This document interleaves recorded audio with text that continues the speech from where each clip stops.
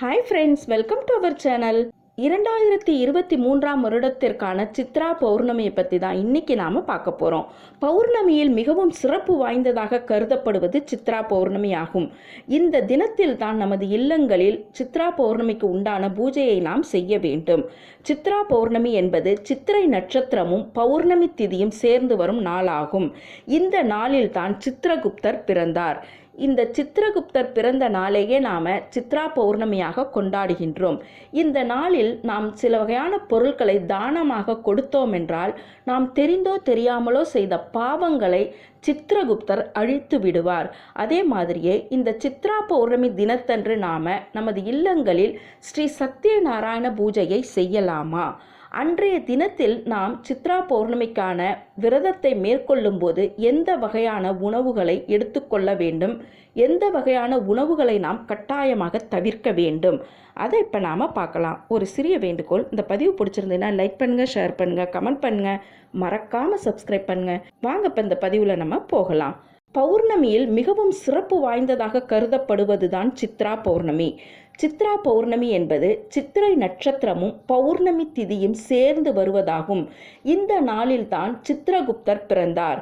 இவர் தேவலோகத்தின் கணக்காளராகவும் யம பகவானின் உதவியாளராகவும் இருக்கிறார் என்பது நாம் அனைவரும் அறிந்ததே.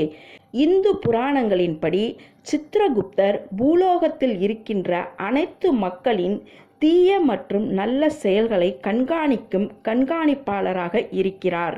ஆனால் இந்த சித்ரா பௌர்ணமி தினத்தன்று சித்ரகுப்தரை நாம் முழு மனதுடனும் முழு ஈடுபாட்டுடனும் பயபக்தியுடனும் பிரார்த்தனை செய்து சில வகையான பொருட்களை நாம் தான தர்மம் செய்தோம் என்றால் நாம் தெரிந்தோ தெரியாமலோ செய்த பாவங்கள் அனைத்தையும் நம்மை விட்டு நீக்கிவிடுவார் இந்த சித்ரகுப்தர். நீண்ட ஆயுள் பெறுவதற்காகவும் நாம் தெரிந்தும் தெரியாமலும் செய்த பாவங்களை நீக்குவதற்காகவும் கட்டாயமாக சித்ரா பௌர்ணமி தினத்தன்று சில வகையான பொருட்களை நாம் தானமாக தர வேண்டும். அதே மாதிரியே நமது இல்லங்களில் சித்ரா பௌர்ணமி தினத்தன்று விரதம் இருந்து நாம் சித்ரகுப்தரை வணங்கினோம் என்றால் அந்த வீட்டில் இருக்கும் நபர்களின் பாவங்களை அவர் அழித்து விடுவார். சரி, இப்போ நாம் நமது இல்லங்களில் எந்த முறையில் சித்ரகுப்தர் பூஜையை செய்ய வேண்டும் என்று பார்க்கலாம். சித்ரா பௌர்ணமி தினத்தன்று சித்ரகுப்தர் பிறந்த நாளை கொண்டாடுவதற்காக சித்ரகுப்தரின் படம் இருந்தால் அதை எடுத்து வைத்து நீங்கள் பூஜை செய்யலாம். அப்படி இல்லை என்றால் சித்ரகுப்தராக நினைத்து நீங்கள் உங்களது இல்லத்தில் மனதார வேண்டிக் கொண்டு அன்றைய தினத்தில் பகவானுக்காக நீங்கள் சர்க்கரை பொங்கல், உப்பு சேர்க்காத பிரசாதத்தை வைக்க வேண்டும். இதுதான் மிகவும் முக்கியம். நாம் பிரசாதத்தில் என்னென்ன உணவு சேர்க்க வேண்டும் என்றால் சர்க்கரை பொங்கல், பால் சம்பந்தப்பட்ட பொருட்களை சேர்க்கக்கூடாது.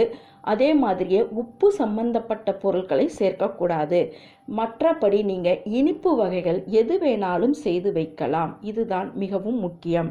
சித்ரா பௌர்ணமி தினத்தன்று கட்டாயமாக உப்பு சேர்க்கக்கூடாது, பால் சம்பந்தப்பட்ட பொருட்களை சேர்க்கக்கூடாது. இந்த முறையில் உங்களது இல்லத்தில் நெய்வேத்தியத்தில் பிரசாதமாக வைத்து நீங்கள் மனதார பயபக்தியுடன் சித்ரகுப்தரை வணங்க வேண்டும்.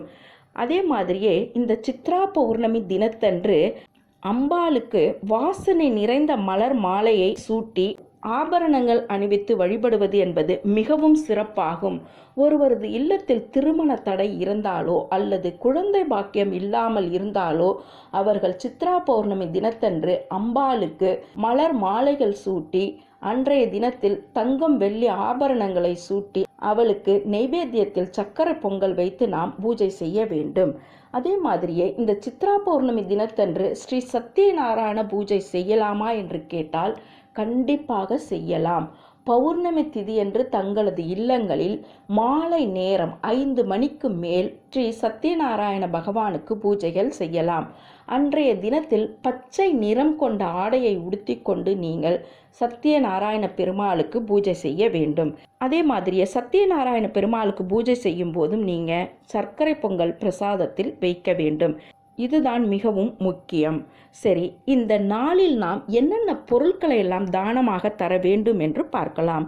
சித்ரா பௌர்ணமி தினத்தன்று பால் மற்றும் பால் சேர்க்கப்பட்ட பொருட்கள் கொடுப்பதை தவிர்க்க வேண்டும். உப்பு சம்பந்தப்பட்ட பொருட்களையும் தவிர்க்க வேண்டும். கொடுக்க வேண்டிய பொருட்கள் எது என்று கேட்டால் அன்னதானம். அந்த அன்னதானத்தில் மிகவும் சிறந்தது சர்க்கரை பொங்கல். சர்க்கரை பொங்கல் தரலாம், அரிசி தரலாம், வெல்லம் தரலாம், பருப்பு வகைகள் தரலாம். அதே மாதிரி பழங்களில் நீங்கள் என்ன வேணாலும் தரலாம்.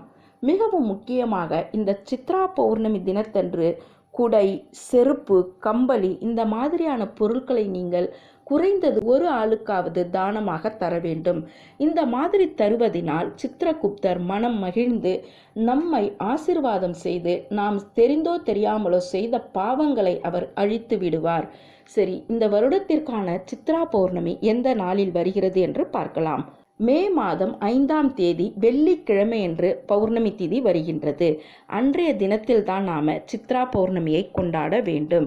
சித்ரா பௌர்ணமி கொண்டாடும் நாள் 5/5/2023 வெள்ளிக்கிழமை என்று இந்த பூஜையை நாம் செய்ய வேண்டும். இந்த பதிவு பிடிச்சிருக்கும்னு நினைக்கிறேன். பிடிச்சிருந்தா லைக் பண்ணுங்கள், ஷேர் பண்ணுங்கள், கமெண்ட் பண்ணுங்கள், மறக்காமல் சப்ஸ்கிரைப் பண்ணுங்கள். மீண்டும் ஒரு நல்ல பதிவுடன் உங்களை சந்திக்கின்றேன். வணக்கம்.